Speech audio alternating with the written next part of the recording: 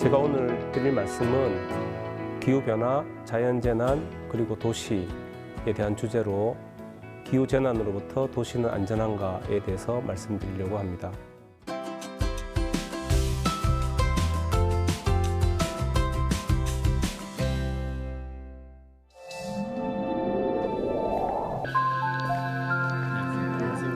안녕하세요.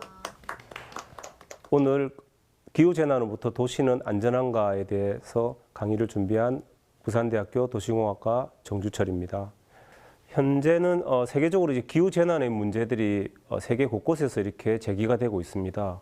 2018년에 미국 남동부 허리케인 플로렌스에서는 당시에 이제 성경에 나오는 규모의 홍수 피해다 할 정도로 피해가 발생하고요.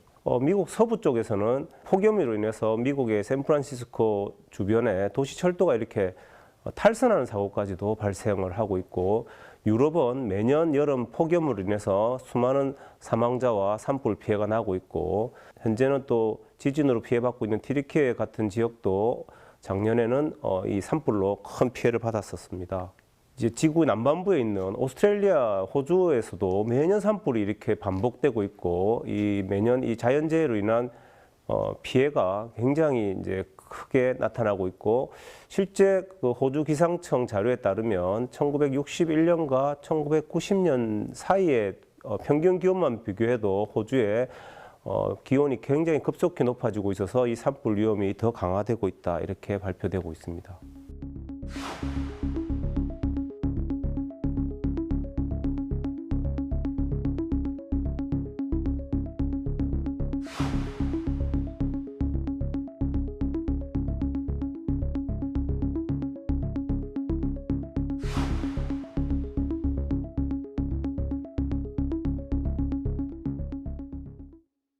이 사진은 2021년에 저희 서울에서 있었던 국지성 호우에 관련된 사진인데요. 갑자기 어떤 지역에 폭우가 이렇게 내리는 장면을 볼 수 있습니다.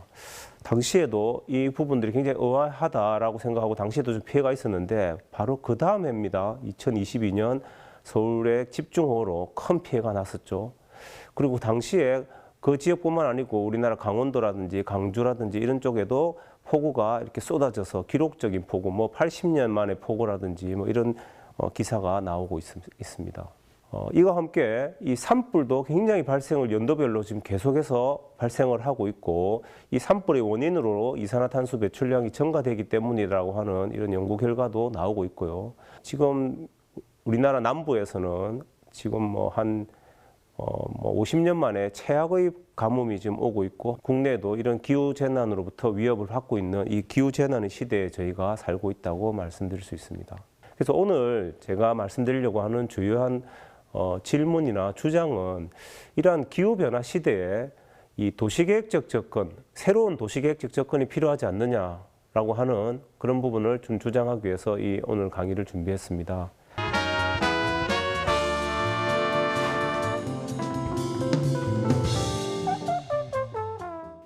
지금은 도시화의 시대에 또 살고 있다고 말씀드릴 수 있는데요.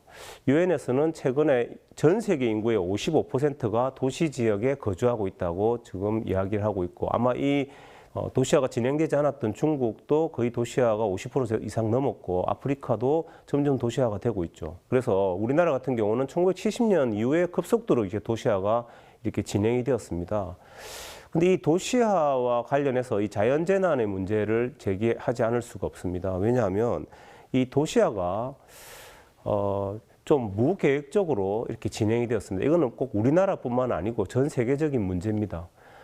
최근에는 이런 좀 환경을 훼손하는 도시화에 대한 문제는 환경영향평가 같은 제도로 해서 조금 이렇게 막아주기도 합니다만, 이 제도가 도입된 지도 얼마 되지 않았었습니다. 1980년대 도입했지만 미국 같은 경우도 1970년대 이후에 환경영향평가가 도입이 되었기 때문에 그 전에부터 이루어졌던 이런 무계획적 도시화, 사실은 이 자연환경을 훼손하고 도시의 인프라를 계속 공급하면서 환경오염이 되고 교통체증이 일어나고, 그러면 자동차에 의존한 이 어떤 도시화라고 할 수 있는데요. 이러다 보니까 이 탄소 배출량이 급속히 증가하였고 오염물 배출이 굉장히 증가되었습니다. 여기에 따라서 생태적으로 민감한 지역들, 우리가 예전에는 개발하지 않았던 지역들, 우리가 위험하다고 생각했던 지역들조차도 무차별로 개발이 됨으로써 이런 것들이 자연재난의 원인이 사실은 되었었습니다. 현재의 도시는 이 온실가스를 배출하는 가장 큰 원인인 석탄, 석유와 같은 화석 연료에 기반해서 도시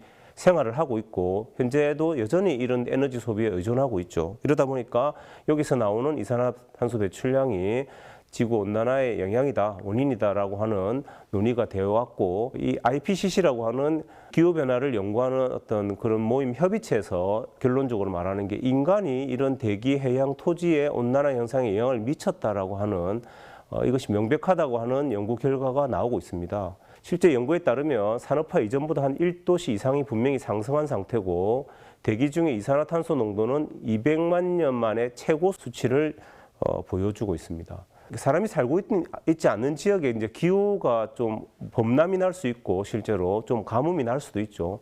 그럴 때는 사실은 사람에게는 피해가 그렇게 크진 않습니다. 사람 피해는.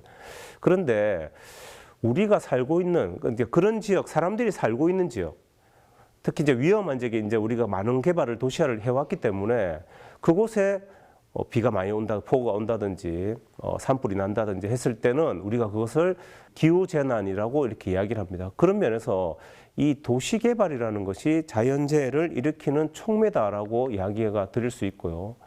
실제로 외국 학자들에 따르면 이렇게 한 문단으로 이야기합니다. 자연적으로 위험한 지역에서의 도시개발 확산이 자연재난의 가능성을 증가시킨다라고 하는 거죠. 이 대표적인 현상이 2005년에 있었던 캐트리나라고 하는 이 뉴올리언즈에 있었던 당시에 허리케인 카트리나의 어떤 피해였는데요. 뉴올리언즈 지역은 저지대에 이렇게 완전 습지 지역을 매립해서 주변에 제방을 쌓고 만든 도시입니다. 그래서 항상 위험한 도시라고 이야기를 했는데 당시에 허리케인이 와서 제방을 이렇게 붕괴시켰죠. 당시 피해액이 2천억 달러에 달했습니다. 사실 지금의 달러로 한 사람이 우리나라 돈으로 한 260조가 되는 거죠. 당시에 저희 나라 예산이 130조였으니까 이 피해는 미국의 주정부였던 그 당시 루이지애나 주정부 예산의 한 10배 가까이 되는 피해가 났기 때문에 이제는 이런 자연재난의 피해를 무시할 수 없는 그런 시대에 살게 되었고 도시를 어디에 건설해야 되는지를 우리에게 분명히 보여주는 그런 사례라고 할 수 있겠습니다.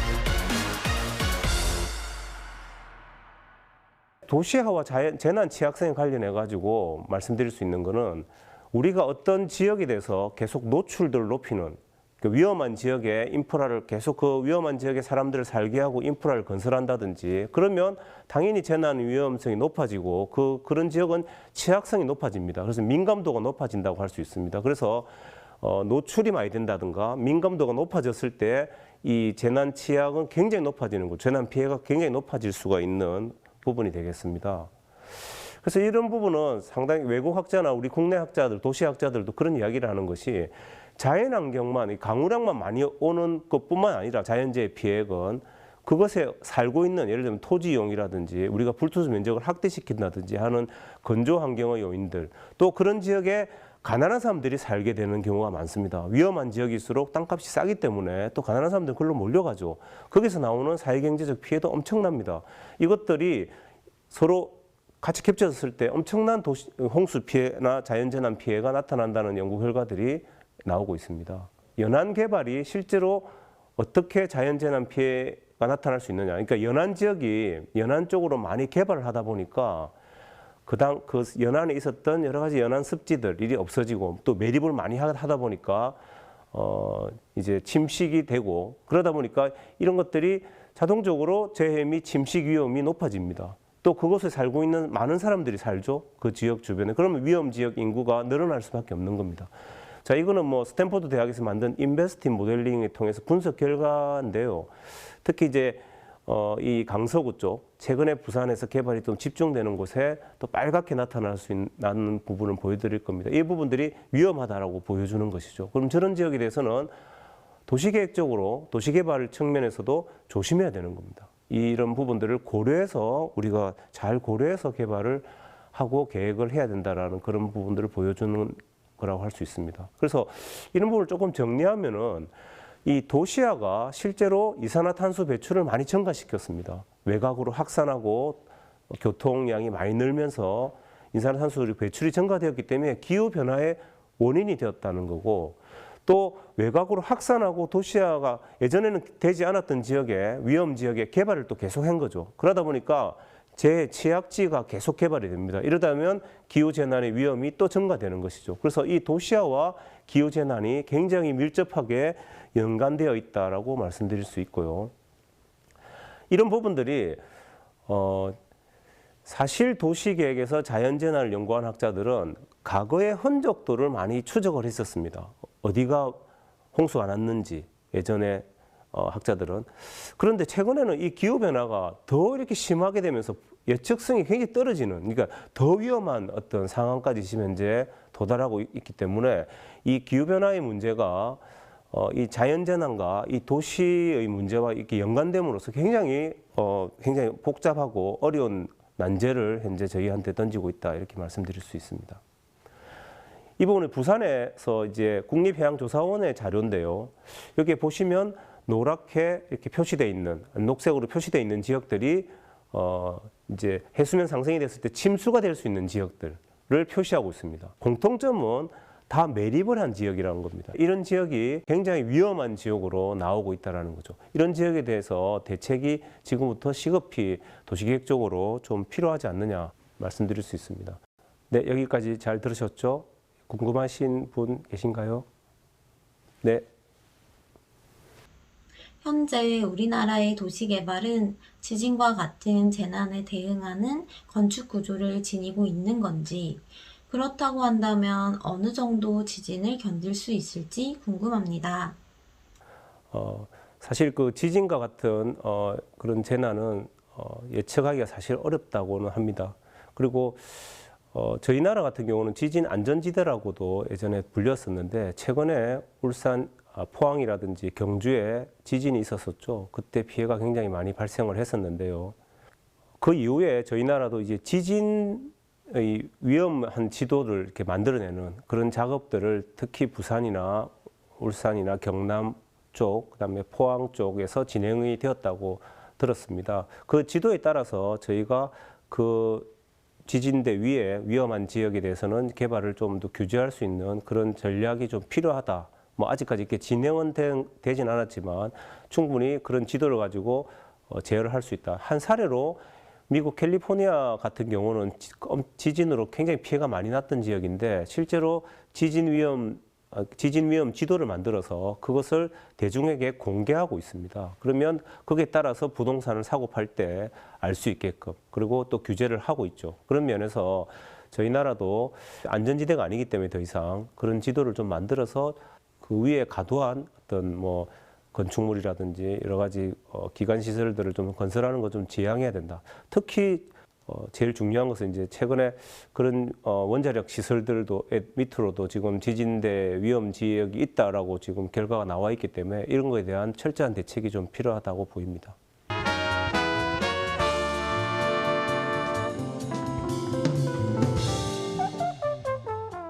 그래서 이런 도시계획적인 해결 방안이 현재 좀 필요한데, 최근에 이제 제시되는 한 3-4가지 정도만 제가 말씀드리겠습니다. 하나는 도시계획적 접근 방안 중에 재해 완화라는 방법이 있습니다. 해저드 미리게이션이라는 방법이 있습니다. 이 재해 완화라는 방법은 기존에는 어떤 위험에 대해서 뭐 토목 구조적으로 이렇게 방어하는 전략들, 댐이나 제방을 쌓고 인간이 거기에 대해서 방어할 수 있다고 봤는데, 이 재해 완화라는 개념은 우리가 이제 이런 위험한 지역을 미리 파악을 해서 위험 지역에 대해서는 피하고 인간이 거주할 만한 가능성이 있는 지역을 중심으로 개발을 해야 된다. 그러니까 굉장히 이게 친환경성인 거죠.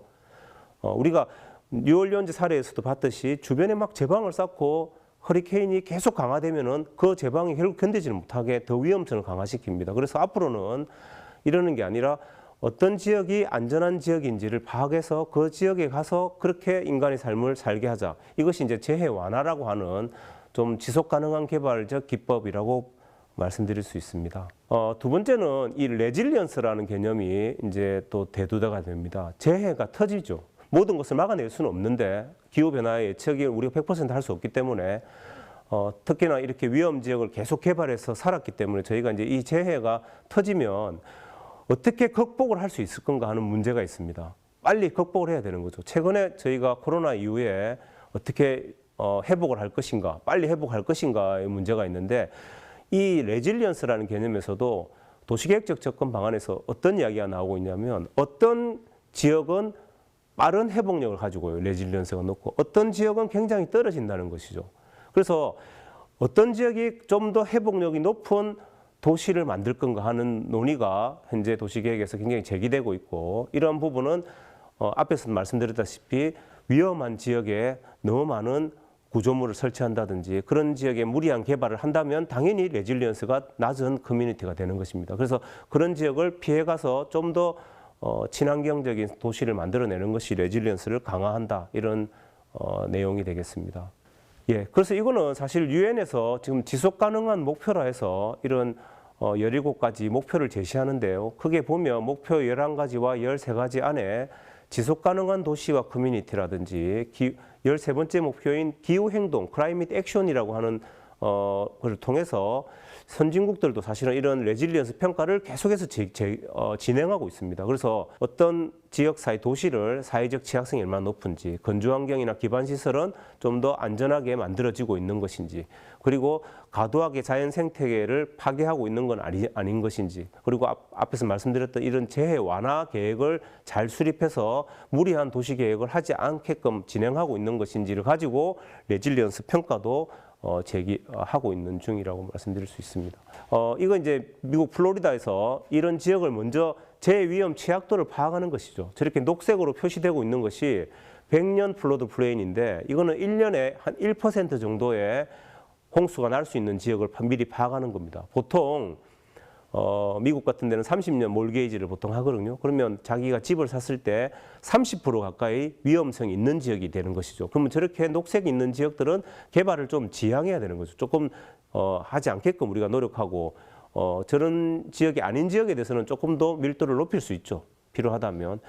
예, 그래서 이런 자연재해 취약에 관련해 가지고 지도 분석을 먼저 좀 해야 되는 필요가 있고요.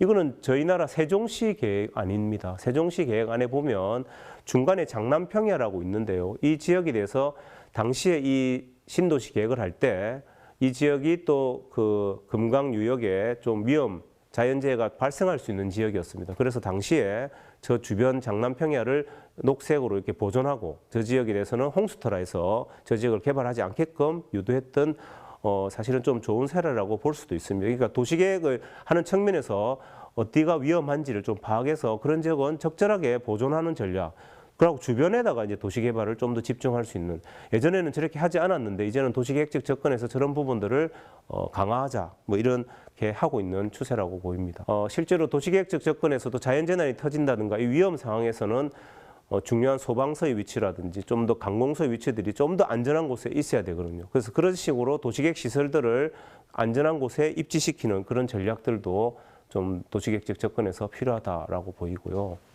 이것도 이제 플로리다 쪽에서 나온 건데요. 이거는 이제 시장적 접근으로도 가능하다는 겁니다. 시장적 접근은 사실은 홍수 보험률인데요. 모든 지역을 정부가 보호해 줄 수는 없지 않습니까? 그런데 그럼에도 불구하고 어떤 지역에 대해서는 차등적인 홍수 보험을 들게 해주는 겁니다. 예를 들면 위험한 지역에 자기가 끝까지 사유재산권을 사용해서 살겠다 한다면 좀 더 홍수 보험료를 높이는 거죠. 당신의 부담률을 훨씬 높이라는 겁니다. 자가부하도 부담률을. 근데 만약에 홍수 지역이 아니라 한다면 보험료 같은 경우 굉장히 좀 낮게 해서 이런 홍수 보험이라든가 이런 보험을 통해서 좀 시장적 접근을 통해서 개발을 좀 제한할 수 있는 그런 것들도 앞으로는 도시계획적 접근에서 좀 필요하지 않겠느냐라고 보이고요. 저희 나라 같은 경우도 이미 많은 사람들이 어떤 지역에 많이 살고 있는데 그 지역이 기후변화로부터 위험한 지역인지에 대한 데이터를 통해서 그 지역에 대해서 개발을 좀 더 강화할 것인지, 적절히 완화시킬 것인지 이런 부분들을 좀 접근해야 되는데, 이거는 이제 플로리다의 사례가 되겠습니다. 어떤 지역의 인명이나 시설을 미리 파악하고 그런 것들을 서로 중첩을 시키면 위험 지역에 대해서 개발을 좀 방지하는 뭐 그런 도시계획적 접근이 되겠습니다.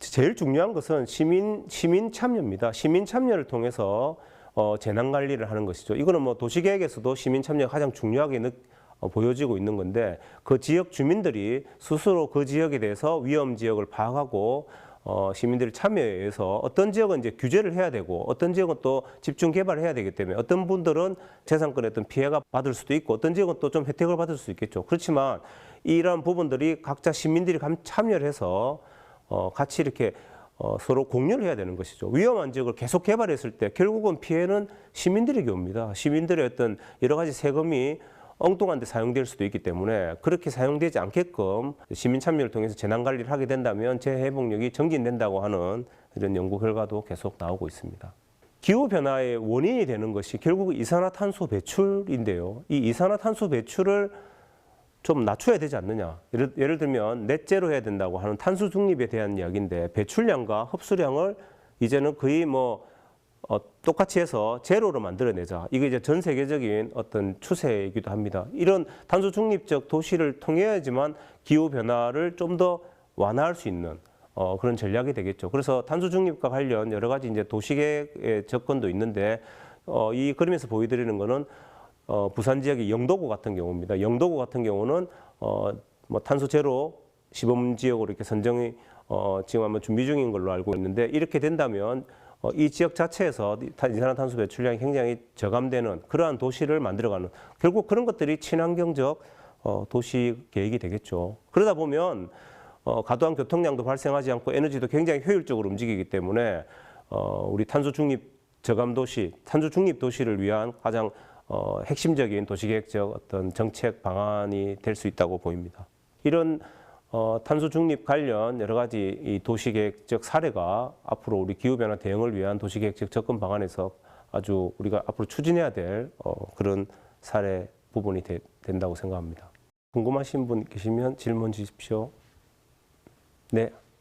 이미 노후화되어 있는 구도시들의 보완이나 개선 또한 중요할 것 같은데, 이런 계획도 진행 중인지 궁금합니다. 그렇습니다. 최근에 저희 나라 도시들이 많이 노후화되고 오래되고 해서 이제 재개발이라든지 재생의 시대에 또 접어들고 있습니다.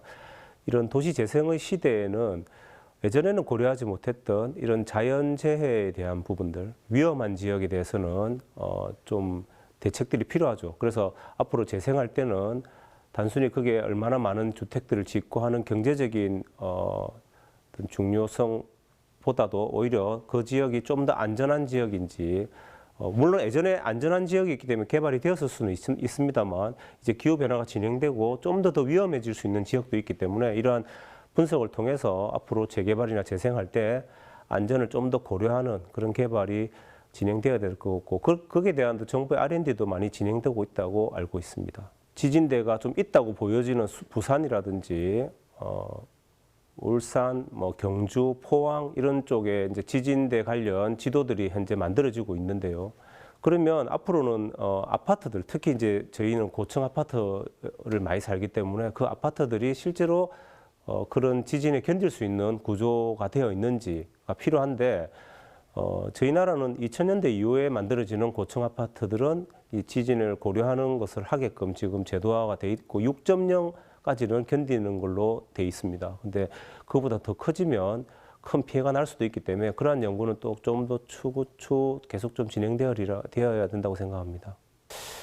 마지막으로 제가 처음에 이렇게 말씀드렸던 질문이 이 기후변화 시대에 도시계획적 접근이 왜 필요한가 이런 이야기인데, 이 도시화 때문에 발생한 탄소, 이게 물론 도시화뿐만 아니라 산업화로 인해서 발생한 탄소도 굉장히 많겠다 보입니다만 도시화로 인해서 발생했던 여러 가지 교통량, 주택 이런 우리가 도시화로 나타났던 이런 탄소 가다 발생했던 탄소들을 좀 저감해야 되는데 우리의 새로운 도시계획적 규제나 전략들, 규칙들이 현재 필요한 시기가 지금 아닌가. 그래서 새로운 도시를 만들어갈 시기가 현재 시대다. 이렇게 말씀드립니다.